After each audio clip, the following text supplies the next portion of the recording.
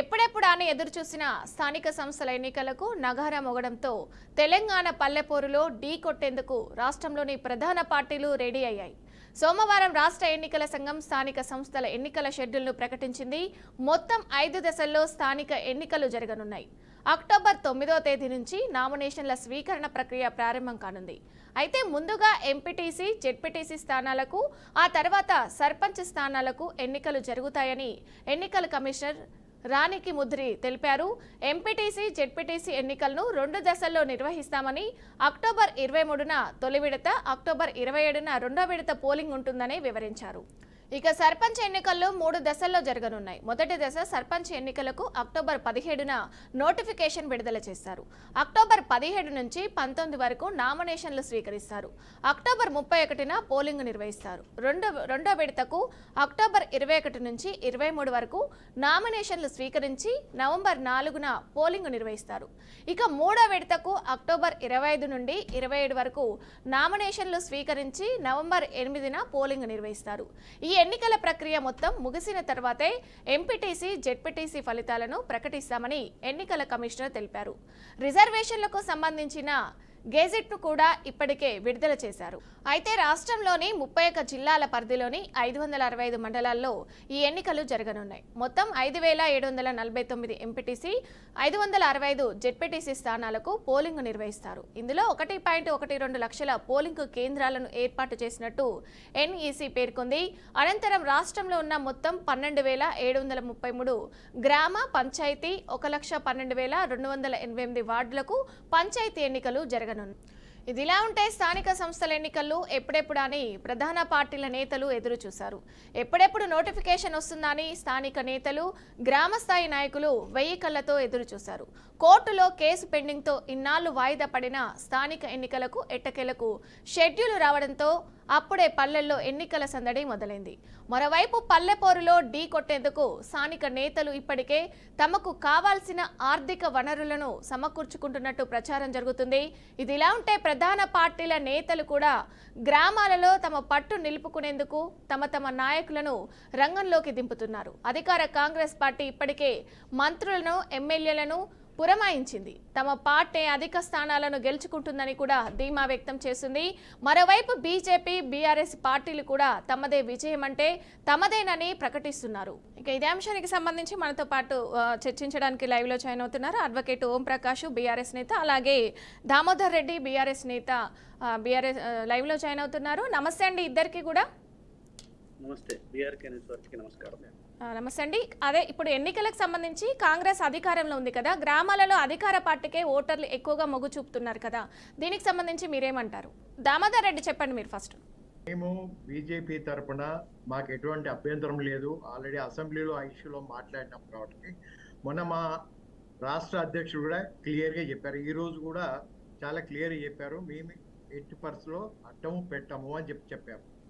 కాకపోతే మాది ఒకటే ఏంటిదంటే 42% ఏవైతే మీరు బీసీ దాంట్లో అంటున్నారో అలా 10% ముస్లిమ్స్కు ఇచ్చారు. అది ఒకటి మా అబ్జెక్షన్ ఉంది. వేరే అబ్జెక్షన్ మాకేం లేదు. ఎందుకంటే మేము ఇప్పటి వరకు ఉన్న మా దగ్గర ఉన్న 72 మంది ఏవైతే క్యాబినెట్ మినిస్టర్లు ఉన్నారో అందులో 27 మంది ఓబీసీ వాళ్ళు ఉన్నారు. ఇంకోటి ఓబీసీకి మాకు ఒక మినిస్ట్రీ ఉంది, minister of social justice and empowerment అనే ఒక మినిస్ట్రీ కూడా ఉంది. అంటే బీజేపీ అనేది బీసీల గురించి ఎంత చిత్తశుద్ధితో ఉన్నది అనే విషయము మీకు తెలియాలి, ప్రజలకు తెలియాలి అని చెప్పేసి చెప్పడమే. దానికి మినిస్టరు వీరేంద్ర కుమార్, దానికి ఇంకా స్టేట్ మినిస్టర్స్ ఎవరైతే ఉన్నారో శ్రీ రామ్దాస్ అత్వాలా, ఇంకోటి BL Varma. Full fledged ministry మాకు బీసీల కోసం ఉన్నది ఇక్కడ. ఇంకోటి మా ప్రధానమంత్రి ఒక బీసీ అభ్యర్థి, బీసీ వ్యక్తి మా ప్రధానమంత్రి. కాబట్టి మమ్మల్ని ఏలెత్తి చూపించవలసిన అవసరం లేదు. బీసీల గురించి ముందు నుంచి కూడా మేము బీసీలకు కట్టుబడి ఉన్నాం. బీసీలకు ఏవైతే చెప్పామో ఆ చెప్పిన దానికి మీకు కట్టుబడి ఉన్నది మా బీజేపీ పార్టీ. కాకపోతే వీళ్ళు ఏవైతే ఈ బీసీ వీళ్ళు ఏదైతే గణన చేశారో, బీసీ ఏదైతే వీళ్ళు చేశారో అది మాత్రం సైంటిఫిక్గా లేదని చెప్తున్నాం. ముందు నుంచి కూడా చెప్తున్నాం. అంత ముందుకున్న బీసీల కానీ ఇప్పుడు బీసీలు తగ్గించారు. అది ఎందుకు జరిగింది అనేది చాలా మంది విశ్లేషణ చేశారు. మరి చేసినా కూడా అవి పట్టించుకోకుండా ఎలక్షన్స్ పోయారు, జీవో ఇష్యూ చేశారు. కానీ హైకోర్టు ఏమన్నది, జీవో వైలేట్ ఏం చేసింది, section 285/A Telangana Panchayati Raj act కింద పోతే మున్సిపాలిటీస్ యాక్ట్ ప్రకారము సెక్షన్ 29A కింద మీరు అమెండ్మెంట్ చేయకుండా ఎలక్షన్స్ కు పోతున్నారు అని చెప్పి లీగల్ గా వాళ్ళు ఒక పాయింట్అవుట్ చేశారు. అంటే కాంగ్రెస్ వాళ్ళు ఏం చేస్తున్నారు అంటే ఎలక్షన్స్ పెట్టడమే ఇంపార్టెంట్, బీసీ ఓట్ల కోసం నానా యాగి చేయడం తప్ప ఒక సైంటిఫిక్ మెథడ్లో పోతే బాగుండేది అని చెప్తున్నాం. పార్టీ తరఫున, బీజేపీ పార్టీ తరఫున ఒక సైంటిఫిక్ గా పోయిండి, ఒక స్టాండర్డ్ గా పోయి ఉంటే ఈ రోజు ఇన్ని ప్రాబ్లమ్స్ రాకపోతుండే, హైకోర్టులో మాట్లాడకపోతుండే. కానీ వీళ్ళు ఇక్కడ ఏషియన్లు పంచాయతీరాజ్ యాక్ట్ 285/A అమెండ్మెంట్ చేయకుండా వీళ్ళు పోవడం అనేది ఒక పెద్ద తప్పు. అది ఒకటి ఎక్కడ బూమరింగ్ అవుతుందో మాకు తెలియదు. బూమరింగ్ అవుతుందేమో అని చెప్పి ఒక ఆలోచన కూడా ఉంది. కానీ మేము మాత్రం బీసీ పార్టీకి వ్యతిరేకము కాదు, BJP party. Right. Om Prakash గారు, మీరు చెప్పండి. అయితే గ్రామీణ ప్రాంతాల్లో అధికార పార్టీకే ఓటర్లు ఎక్కువ మొగ్గు చూపుతున్నారని కూడా మనం చూడొచ్చు. దీనికి సంబంధించి మీరేమంటారు? ముందుగా బీఆర్కే న్యూస్ వారికి నమస్కారం. అట్లాగే దామోదర్ రెడ్డి గారికి కూడా, బీజేపీ పార్టీ గారికి కూడా నమస్కారం. ఓకే, ఈరోజు 22 నెలల తర్వాత కాంగ్రెస్ పార్టీ కానీ సెంట్రల్ పార్టీ కానీ ఒక స్థానిక సంస్థల గురించి మాట్లాడుతున్నారు. సరే, స్వాగతిద్దాం. స్థానికంగా ఉన్న సమస్యలు చాలా ఉన్నాయి. ఎంపీటీసీలు కావచ్చు, జెడ్పీటీసీలు కావచ్చు, అట్లాగే కౌన్సిలర్లు కావచ్చు, అలాగే కార్పొరేటర్లు కావచ్చు. అయితే ఈ వ్యవస్థ కుంటుపడ్డది. ఇప్పుడు ఎమ్మెల్యే గారు అన్ని పనులు చూసుకోలేరు. సో అలాంటప్పుడు ఈ ఏదైతే చిన్న చిన్న సమస్యలు, గ్రామాలలో ఉన్న సమస్యలు, అట్లాగే మున్సిపాలిటీలో ఉన్న సమస్యలు, కార్పొరేషన్లో ఉన్న కొన్ని సమస్యలు కూడా అన్ని చూసుకోలేరు. కాబట్టి ఈ పాలన అనేది కింది వరకు ఉండాలన్న ఉద్దేశంతో ఈ స్థానిక సంస్థల గురించి మాట్లాడుతున్నాం. Okay, we are welcoming the local elections. So from BRS party విషయానికి వస్తే, స్థానిక సంస్థల్లో ఇందాక మీరు అన్నారు అధికారంలో ఉన్న కాంగ్రెస్ పార్టీ ఎక్కువగా మొగ్గు చూపుతారు అని చెప్పి మీరు అన్నారు కదా మేడం. విషయానికి వస్తే స్థానిక సంస్థల్లో కాంగ్రెస్ పార్టీ ఏదైతే ప్రజలను నమ్మించి, ప్రజలను వమ్ము చేసి, ప్రజల నమ్మకాన్ని వమ్ము చేసి, ప్రజలను మోసపూరిత వాగ్దానాలు చేసి, ఆ మోసపూరిత 6 గ్యారంటీలు అని చెప్పి, అమలు కాని 6 గ్యారంటీలు అని చెప్పి ఏదైతే మాట్లాడినారో, ఈరోజు స్థానికంగా ఉన్న ఏదైతే ఈ కాంగ్రెస్ పార్టీకి సంబంధించిన 6 గ్యారంటీలు అమలు చేయలేని ఎవరైతే కాంగ్రెస్ పార్టీ వాళ్ళు ఉన్నారో వాళ్ళని దగాపడ్డ తెలంగాణ ప్రజలు వాళ్ళను ప్రజా కోర్టులో శిక్షించడానికి సిద్ధంగా ఉన్నారు వాళ్ళ ఓటుతో. ఈరోజు దగాపడ్డ తెలంగాణ ప్రతి వ్యక్తి కూడా ఈరోజు స్థానిక సంస్థల ఎన్నికల్లో గనక కాంగ్రెస్ పార్టీ వాళ్ళు ఇంటింటికి వెళ్ళినప్పుడు ఆ ఇంట్లో ఉన్న ప్రతి ఒక్క రుణమాఫీ ఎక్కడ పోయిందని అడగడానికి సిద్ధంగా ఉన్నారు. ఈరోజు కాంగ్రెస్ పార్టీ ఇచ్చిన 6 గ్యారంటీల్లో ఏదైతే 2500 మహాలక్ష్మి అన్నారు కదా, ఆ 2500 రూపాయల మహాలక్ష్మి ఏది అని చెప్పి వాళ్ళు చీపురు గట్ట పట్టుకొని అడగడానికి సిద్ధంగా ఉన్నారు కాంగ్రెస్ పార్టీని. ఈరోజు నిరుద్యోగులను మోసం చేసి నిరుద్యోగ యువతకి 4000 రూపాయలు. అయితే మీ దగ్గర బీఆర్ఎస్ పార్టీ దగ్గర ఇప్పుడు స్థానిక ఎన్నికల్లో మీ పార్టీ గెలుస్తుంది అనడానికి మీ దగ్గర ఉన్న వ్యూహాలు ఏంటి మరి? అసలు కాంగ్రెస్ చేస్తున్న తప్పిదాలే మా వ్యూహాలు మేడం. ఈ రోజు మీరు గమనించవచ్చు, యూరియాలో ఫెయిల్. ఇప్పుడు అభివృద్ధి ఎక్కడ జరిగింది మేడం? అభివృద్ధి అనేది ఎక్కడ జరగలేదు. అభివృద్ధి జరిగింది ఓన్లీ కాంగ్రెస్ పార్టీకి సంబంధించిన ఎమ్మెల్యేలు తప్ప, వాళ్లకు మినిస్టర్లకు మంత్రులకు తప్ప ప్రజలకు ఏమీ ఒరిగింది లేదు. కాంగ్రెస్ పార్టీ వచ్చినాక ఎన్ని రోడ్లు వేసినారు, ఎన్ని ఫ్లైఓవర్లు కట్టినారు, ఎన్ని బ్రిడ్జ్లు కట్టినారు, ఎన్ని అభివృద్ధి పనులు చేసినారో ప్రజలకు మొత్తం తెలుసు. ఎక్కడ కూడా వీళ్ళు ఎలాంటి పనులు చేయట్లేదు. అభివృద్ధి అని చెప్పేసి 6 గ్యారంటీలు అని చెప్పడం తప్ప ఈరోజు మేము వేసిన రోడ్లే, బీఆర్ఎస్ పార్టీ వేసిన రోడ్లే. ఈరోజు కళ్యాణ లక్ష్మి మేము పెట్టింది, షాదీ ముబారక్ పెట్టింది మేమే. బీఆర్ఎస్ పార్టీ ఈ పథకాలన్నీ కూడా ఈ రోజు ఒక ఆడపిల్ల పుడితే గవర్నమెంట్ హాస్పిటల్లో మేనమామ అయ్యిండు కేసీఆర్, ఇంటింటికి ఆ ఆడబిడ్డకి 12,000 రూపాయలు ఇచ్చి అంబులెన్స్ లో ఇంటికి పంపించి వాళ్ళు, అట్లాగే ఎవరైతే 200 ఉన్న పెన్షన్ ని 2,000 రూపాయలకు పెంచి ప్రతి ఇంటికి పెద్ద కొడుకు అయిండు కేసీఆర్. ఈ రోజు అదే 2,000 పెన్షన్ ని 4,000 చేస్తామని చెప్పి 4 రూపాయలు కూడా ఇవ్వలేదు. ఈ రోజు ఆటో డ్రైవర్లకి 12,000 రూపాయలు ఇస్తామని చెప్పి ఈ రోజు 1 రూపాయి కూడా ఇవ్వలేదు. ఇవన్నీ కూడా మేము చేసిన అభివృద్ధి తప్ప కాంగ్రెస్ పార్టీ 22 నెలల్లో ఎలాంటి అభివృద్ధి జరగలేదు. ఇది ప్రజలందరికీ తెలిసిన వాస్తవమే. 31 జిల్లాలలో ఎక్కడికి పోయినా ఇదే, అందరూ కూడా ఇదే చర్చించుకుంటున్నారు. ఎక్కడ రుణమాఫీ 2 లక్షల రుణమాఫీ జరిగింది. ఈ రోజు యువత సిద్ధంగా ఉంది. ఈ రోజు ప్రతి ఒక్కరు కూడా కాంగ్రెస్ పార్టీని మహాలక్ష్మి అని చెప్పి 2,500 అన్నారు కదా, 5,50,000 ప్రతి మహిళకి ఈ రోజు కాంగ్రెస్ పార్టీ ఇస్తానని చెప్పి ఇయ్యలేదు కాబట్టి వాళ్ళు సిద్ధంగా ఉన్నారు. ఈ రోజు కాంగ్రెస్ పార్టీని ఎవరైతే ఓటేయమని చెప్పి ఇంటి ముందుకు వస్తారో వాళ్ళని, ఇప్పుడు వాళ్ళు వచ్చిన ఎవరైతే అభ్యర్థులు ఉన్నారో వాళ్ళని నిలదీయడానికి తెలంగాణ సమాజం ఎదురు చూస్తా ఉన్నది. రైట్. దామోదర్ రెడ్డి గారు, అలాగే బీజేపీ చూసుకున్నట్టయితే అసలు గ్రామాలలో పట్టు లేదంటారు. అసలు బీజేపీ ఎలాంటి వ్యూహాలు రచిస్తుంది ఎన్నికల్లో గెలవడానికి? ఇప్పుడు గ్రామ పంచాయతీలకు వచ్చిన ఫండింగ్ 60 to 70% ఫండింగ్ ఇచ్చింది సెంట్రల్ గవర్నమెంట్. ఒకటి, గ్రామీణ సడక్ యోజన అని ప్రతి ఊరు, ఒక ఊరు నుంచి ఒక ఊరుకు, ఊరు లోపల ఉన్న ఏవైతే రోడ్లు వేశారో ఆ రోడ్లు మొత్తము కూడా గ్రామీణ సడక్ యోజన కింద, ప్రధానమంత్రి సడక్ యోజన కింద వేసిన రోడ్లు.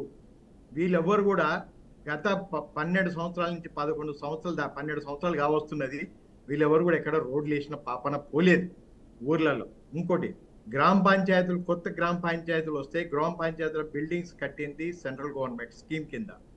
ఇంకోటి, గ్రామ పంచాయతీలో వచ్చే అభివృద్ధి ఏవైతే జరుగుతున్నదో ప్రతి ఇష్యూ కూడా, ప్రతి ఏదైతే శ్మశానాల కాంచి మొదలు పెడితే ప్రతి ఇష్యూ కూడా సెంట్రల్ గవర్నమెంట్ ఇచ్చిన ఫండింగ్ తోటి మాత్రమే ఇవన్నీ జరిగినాయి.